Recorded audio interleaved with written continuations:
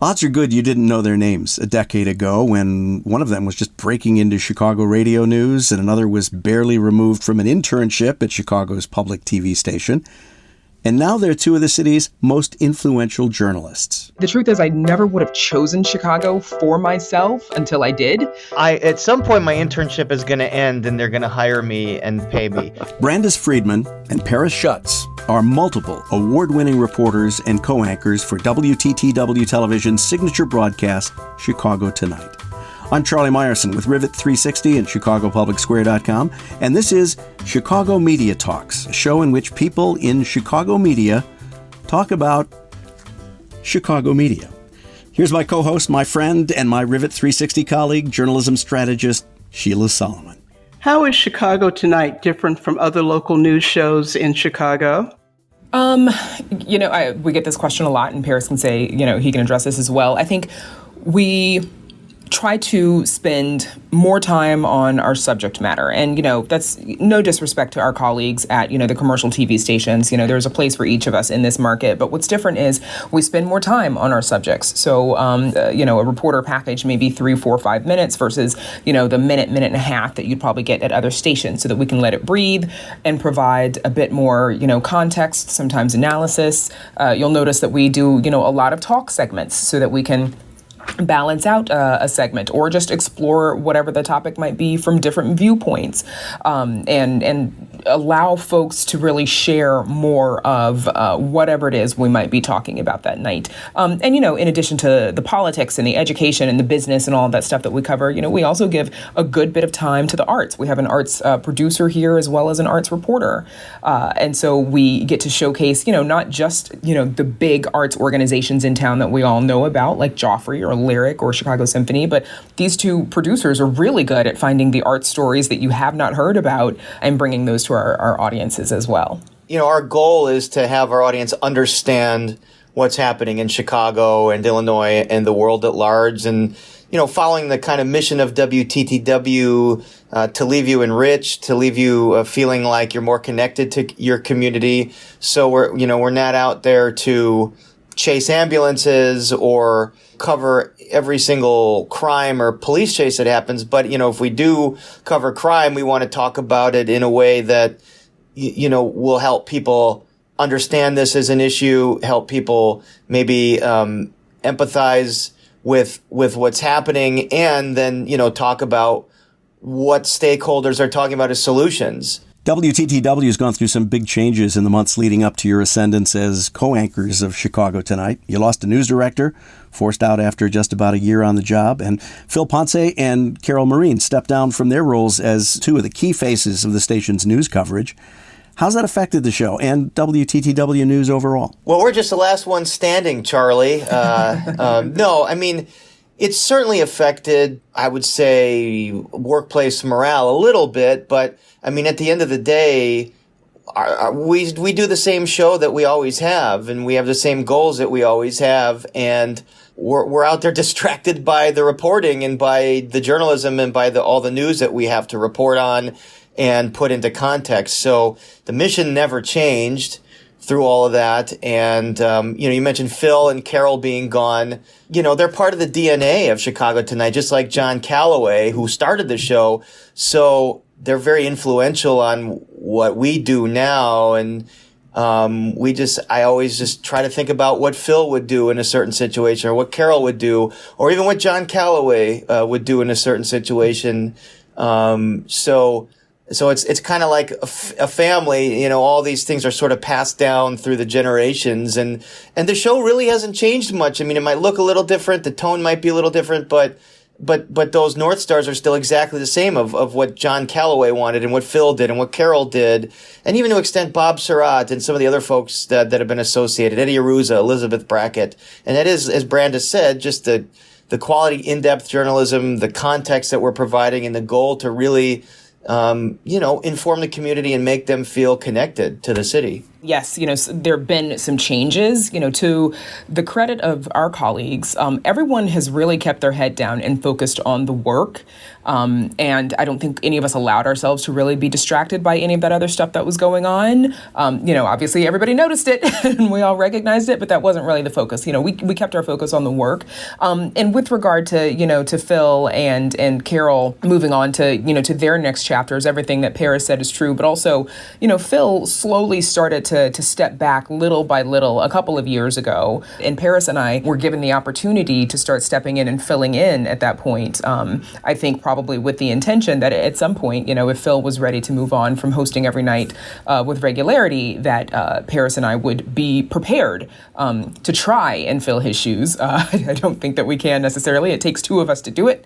But I think we've been given ample time to prepare for this moment. As Brandon said, it feels like this has been, we've been in these roles for a long time, and it doesn't feel overnight or anything. It feels like, we've been doing this for a while and getting our sea legs under us to sort of take the baton, if you will. So how do you see Chicago Tonight changing on your watch?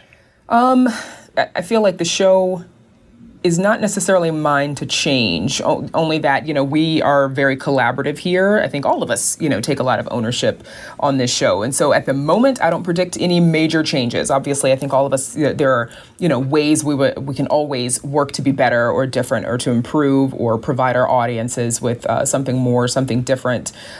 Over the last year, it is obvious with the expansion to the two other shows, Chicago Tonight Latino Voices on Saturday and Chicago Tonight Black Voices on Sundays, it is clear that we have included and diversified our coverage a little bit more, right? Covering those communities that, as evidenced by what we saw last summer, did not feel they had been covered and heard enough. And so I think we'll definitely keep that going, obviously. I agree with Brandis there, and I'll just add in, as a staff, I think we've started to talk a little bit about the big picture, long term, how can we meet our mission best in this day and age as things change, as platforms change.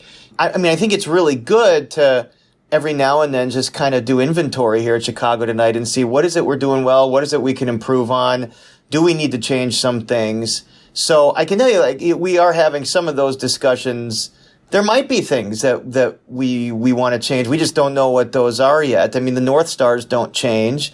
We want to remain balanced. We want to remain a place where everybody can trust the information. And in this day and age, trust is so important when you have such a bifurcated media landscape and social media where everybody's just kind of turning to, whatever satisfies their preconceived bias. So, I'll say personally, I feel like an added responsibility that we need to be the vanguard of that traditional sense of, journalism and trustworthy journalism and balanced journalism that everybody, no matter what your opinions are or what your ideologies are, can trust to get reliable information. Coming up, how these two journalists found their way to the anchor seats. Chicago Media Talks is sponsored by Sun Fun U Mediterranean Voyages. When you need a break from all the news and from the windy city itself, join Sun Fun U for a week yachting through the Mediterranean, learning history of the region and playing in the sea. To make trouble seem a world away, visit Sun Fun U and sign up for a voyage this summer. Paris, you started at WTTW as an intern in 2005. Back then, what was your dream job? Well, at some point my internship is going to end and they're going to hire me and pay me. No, I'm kidding, Charlie. At that point, I did not know what my dream job was. I actually intended to, do documentaries, be a filmmaker.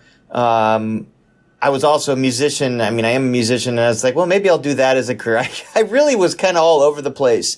But the internship with Chicago Tonight, and by the way, I applied to intern with Chicago Stories, which was a documentary unit that we had at the time. They didn't need an intern. They sent me to Chicago Tonight, who did need an intern. I was like, okay, I guess I'll do that. And that's where I kind of caught the bug of local news again and live television. And just as an intern, I was just being a part of these stories that I remember as a kid that shaped the city of Chicago and the region, and meeting some of these players, the political players, and the local newsmakers that I had read about and watched. That was pretty exciting. And again, I did sign on as a production assistant. I still didn't know what my long-term goal was. I started to inch my way on the air only because I'd had a performing background, as a kid and as a teenager, naively thinking I could do it. And I was terrible for a long time. And the more I did it, the more I realized this was exactly sort of what I wanted to be doing. The kind of journalism that we were doing is pretty much the only kind of journalism I feel like I can do. Reporting was a thrill, chasing down the story, and the performance aspect of it is really exciting. It's performing nonfiction basically. So when I was an actor and a performer as a kid, something wasn't quite right, and it was that I didn't want to be doing fiction. I wanted to be doing nonfiction because I just felt more connected to that. So this has been a dream job, but when I started off, I had no idea. I was just trying to figure out a way to get paid. Brandis, unlike Paris, you didn't grow up in the Chicago area. So what brought you here about a decade ago, and what was your career goal at that time? It's funny you should mention that, but just because, in college, I came to visit Chicago once, and I don't know why I hadn't come before college. I've got family here. I just hadn't done it. So on a visit, I did not have a very good trip. I didn't see the parts of Chicago that I know I love today. I got sick on that trip. It got 70 something degrees in like July, and I'm from Mississippi, and I thought that was ridiculous and abnormal.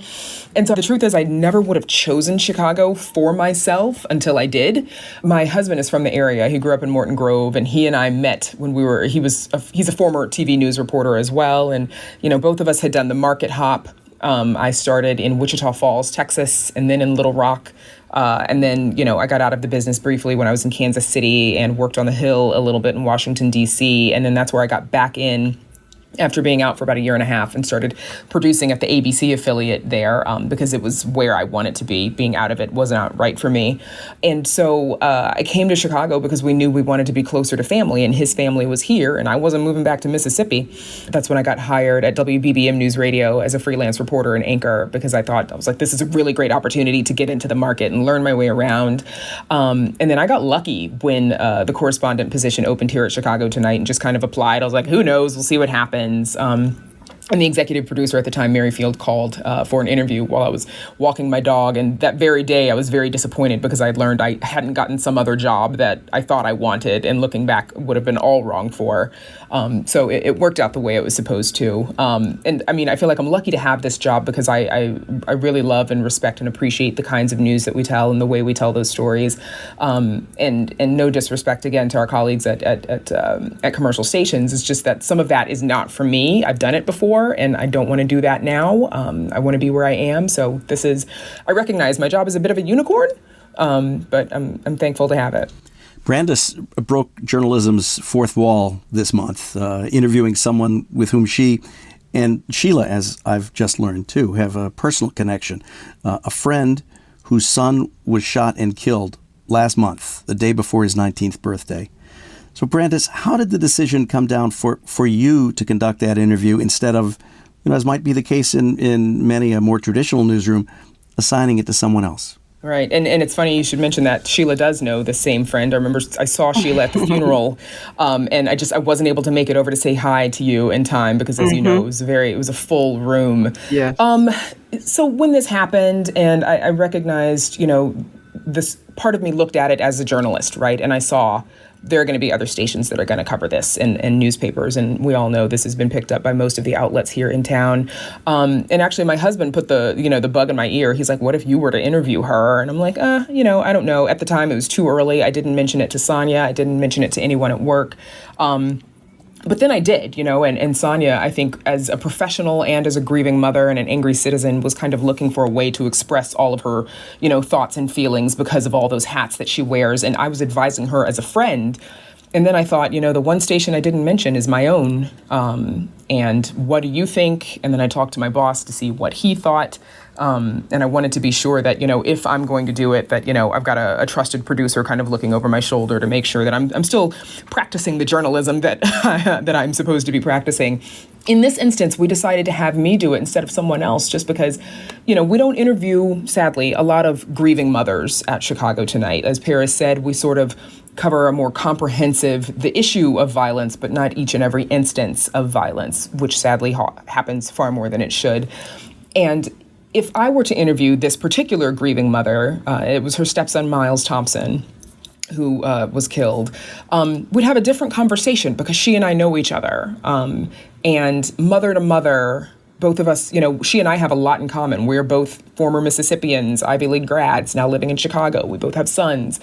And so that conversation is much more intimate than one that I would have gotten had I interviewed a grieving mother with whom I'm not friends, or had we allowed someone else in the station to do it. And I think that was our intention. Our intent was to make it different, to make it a little bit more intimate than it might have been otherwise.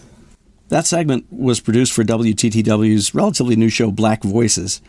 What is different, if anything, about your approach to that work and that show compared to your role at Chicago Tonight? The standards are the same, we still want to make sure that we're providing viewers with news that has impact. And of course, we have to be, fair and balanced and accurate. And all of that is the same. But we get to experiment with that show just a little bit more. It's a younger show, obviously. It hasn't been on the air a year just yet. And so we play around a little bit more with like this kind of segment or that kind of segment. There are days we'll run a segment on Black Voices that can re-air on Chicago Tonight the following week for a slightly different audience, and vice versa. But not every segment that runs on Black Voices would also run on Chicago Tonight. And so I guess it's kind of hard to describe what the differences are. I can't quite put my finger on it. But we certainly examine what it is like to be a Black Chicagoan on that particular show, the issues that affect Black Chicagoans. But that does not mean that all the guests are only Black people, right? Because we also want anyone who is watching the show, not just a Black audience, but anyone who's watching the show comes away with an idea of what it is like to live a Black Chicagoan experience. Now, Latino Voices is another relatively new show on WTTW, and it's focusing on, of course, a different ethnic group. So what are the pros and cons of having news shows devoted to specific demographics? Well, I think the pros are obviously, as Brandis said, is giving these communities a chance to share their stories and to elevate their stories and their experience to a broader audience, which, by the way, the shows are meant for everybody. It's not simply Latino voices for a Latino audience or Black voices for a Black audience. And I mean, I'll only say from my own experience last year reporting in the pandemic, going from neighborhood to neighborhood, we were in a different neighborhood each night for about 5 months, but a lot of those were the Black and Hispanic neighborhoods of Chicago. And one of the things that was evidently clear in doing that is, I didn't understand my own city as well as I should have. And I think most Chicagoans don't. And there were just a lot of things I learned about neighborhoods on the South Side or the West Side that you would never hear in local news coverage, because, when a newsworthy event that happens in a lot of those communities tends to be the negative event, tends to be when there was a crime or when there's a shooting. And what happens is that skews the audience's perception of what really characterizes life in those neighborhoods. So obviously this weekend you had the tragic shooting and killing of the police officer Ella French in West Englewood or in Englewood. And it is tragic and it's a huge newsworthy event. But what happens is when we only cover the negative stuff, that we think that, that's the only thing that defines life in Englewood is crime and murder, or in Austin, or in Pilsen, or in Belmont Cragen, or something like that. And doing the kind of reporting that's done on Black Voice, Latino Voices, or that we did last year with this neighborhood stuff is you get a different story. You get a different picture. Like, it's complicated. There are really bad things. The crime is really a part of daily life here, but there are also really amazing things. There's so many people that work in organizations that try to help people, whether it be mental health or whether it be crime prevention or all this. And there are people, Black and Latino middle class Chicagoans that live in these neighborhoods that swear by them, that won't leave, even though the problems are bad. So the true story is a much more mixed picture. There are some wonderful parts of Englewood. There's some wonderful parts of Auburn Gresham, and maybe this is a way to help change this skewed perception in the audience that the only thing that characterizes life in parts of Chicago is crime. It's not true. It's a big part of life, but there are also really other wonderful things that characterize life in these neighborhoods. And I'll just say the cons, because you asked. I mean, we've gotten some letters saying, well, it's too narrowly focused. And, what about other groups? What about Asian Americans? What about LGBTQ? I mean, I think all those things are fair, but I think that, Chicago Tonight tries to just incorporate, again, all these points of views and all these communities, so that we all understand each other better, basically.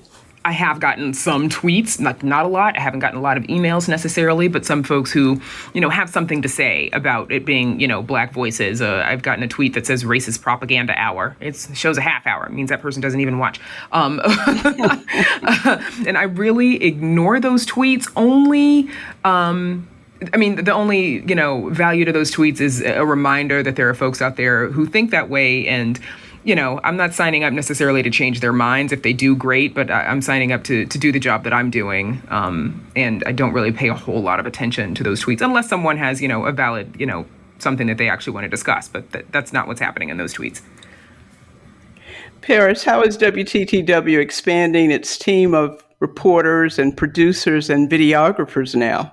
I think most of the expansion lies on the online side of things. I mean, we've really beefed up that operation in recent years to where we have dedicated beat reporters that are exclusively online. We look at people like Heather Sharon, who covers City Hall, and she's just pumping out 3 stories a day. So, I think she's going toe to toe with some of the newspaper reporters there. And we'll have her on the Chicago Night program every now and then, kind of debriefing her reports. And we have folks like Patty Wetley, who does the environmental beat. We do Matt Masterson, who's doing kind of criminal courts and education. And Kristen Tometz. Mm-hmm. Yeah. So we've really tried to make this a 24/7 news operation, especially online, where we have people covering beats. And, it's not just at 7 o'clock at night, which is when Chicago Tonight comes on, where you're going to get, a Chicago Tonight journalism. You can get it 24/7 when you refresh, the website, and it's designed for you to check it at all hours of the day, so that we have our reporters kind of keeping up to speed on what's happening in the city. So that's, we recognize that at some point, we've been talking about this for years, but the singularity is going to happen where the platform really doesn't matter, whether it's TV or streaming or online or social media. It just the content that matters. And we will have to master all of those platforms. And Sheila, I would add to that, we've recently added an on-air reporter in Joanna Hernandez, who is coming home to Chicago. She's been in, I think, Brooklyn, the Bronx. I don't remember. She's been in New York for about 5 years, and now she's here. And we've posted, we're hiring a Black Voices producer, one that is dedicated to Black Voices. Closing thoughts, Charlie. As you know, Sheila, I spent a good chunk of my day cruising Chicago's many, many news websites. We're lucky to have so many in this town. And I haven't been shy about saying that most of the city's commercial TV and radio websites suck. Can I say that on this podcast? I think so. They're ugly. They're riddled with typos, editing failures, factual errors. Channel 11's is a cut above, and I wish other broadcasters would take note. Your closing thoughts, Sheila? The other day, a friend texted that I should look for her in an interview on Sunday's Black Voices and Monday's Chicago Tonight. And her text reminded me how important it is to have a broadcast outlet that centers its storytelling on even more of the diverse voices that make up Chicago. Closing thoughts, Paris. We're in a moment, I think, in the country with news media where there's significant reduction in traditional news. You see what's happened with the Chicago Tribune, and the whole industry is trying to figure out what the winning model is going to be. And like I said earlier, the fact that so many people get their news and information from social media, I think is troubling because, as we know, they're not reliable, and those algorithms just prioritize stuff that's going to, send people down a rabbit hole, and confirm their biases. And so Chicago Tonight, we're going to stick to the script that we've been doing for 30 years, and that we're going to offer you in-depth, thoughtful coverage. It's going to be hard-hitting. Some of it will be softer or feature-oriented, but it's our best effort to get at the objective truth. Knowing that we can never 100% get there, but we're going to do our best. And again, it's a place for everybody, no matter what their background is, their points of view, that they can trust, or that's what we hope, is that they continue to trust us, because we really need good traditional journalism and news sources, and we really need people to turn to those kinds of traditional media to get their information. I mean, you see what's happening with vaccine misinformation. Misinformation and disinformation is just way too prevalent and way too dangerous. And so we are going to continue to try and fight the good fight in terms of being that traditional objective source for everybody. We'll do our best, and we hope that more people understand the value in that. Brandis, your closing thoughts. Yeah, no, I think, as journalists, I am lucky, we are lucky, I think, to be in a position that we're in. I think, what's important to me is to be able to uplift the voices that you get to hear on Black Voices, and the folks that we hear from. And I see that as an opportunity, not just to provide for the viewers who are watching, but also for the people who are on the show, right? I think we're hoping to provide them an opportunity to share their perspective and their point of view with other people. So I'm thankful to be in this position where I can make those connections happen. Paris, you're also an accomplished musician. Where can people see you perform these days? I don't know accomplished. I don't perform out much these days. I hope to change that. I had played at some piano bars in the past. I'll play with some bands, every now and then, just for fun. I certainly, have a lot of empathy for the working musicians that do rely on this for a living, and hopefully they get out and get all the gigs that they can. And when I am out there, I will be sure to try and let everybody know through the proper channels. I'm pretty sure a lot of viewers of Channel 11 don't realize that Paris co-composed the Chicago Tonight theme music. How did that happen? Well, our former executive producer, Mary Field, said we need a new theme song, but we don't have any money to pay for it, so we're going to just use some stock songs in the music library. We all pay, all these TV stations and production companies pay for these stock music libraries where people create these stock melodies. I said, oh my God, we can't do that. We need to have something original that says Chicago Tonight. So I went down to the piano that we used to have in our old studio and just started looking around at the set and tried to have something sink into my brain through osmosis. And I came up with just a really simple little melody that you could basically sing Chicago Tonight, Chicago Tonight, Chicago Tonight. Just that easy. And fleshed it out a bit. Sought the services of the brilliant trumpet player at the CSO, John Hagstrom, and he really helped flesh it out. He plays all the brass instruments you hear on that theme. Took us to a recording studio, and we put it down on tape, and it's been going, I don't know, it's got to be going up on 10 years now that's been the theme song. And none of us have seen a penny in royalties from it, but that doesn't matter because we did it out of love. And but maybe for the next one, I won't give away my services for free. And as Paris Schutz's Chicago Tonight theme music escorts us out of this edition of Chicago Media Talks, recorded August 9th, 2021, let me remind you, our guests have been Paris Schutz and Brandis Friedman. And you can reach Brandis at bfriedman@WTTW.com. That's BFRIEDMAN. And Paris at pschutz@WTTW.com. That's PSCHUTZ. You can find Sheila Solomon at Sheila@Rivet360.com. And I'm Charlie Meyerson. Join me for a roundup of the news 10 weekday mornings at ChicagoPublicSquare.com. For Sheila Solomon, Producer Jesse Batend, and everyone at Rivet 360, thanks for listening.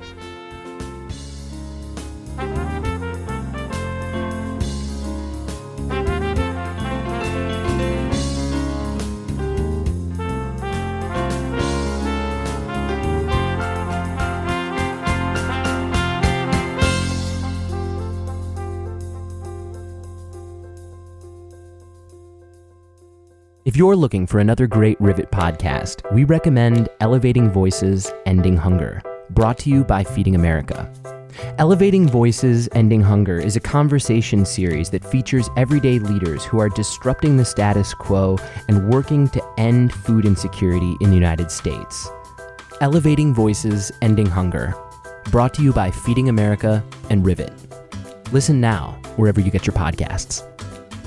Rivet 360 makes podcasting easy. Want help with your podcast? Visit rivet360.com.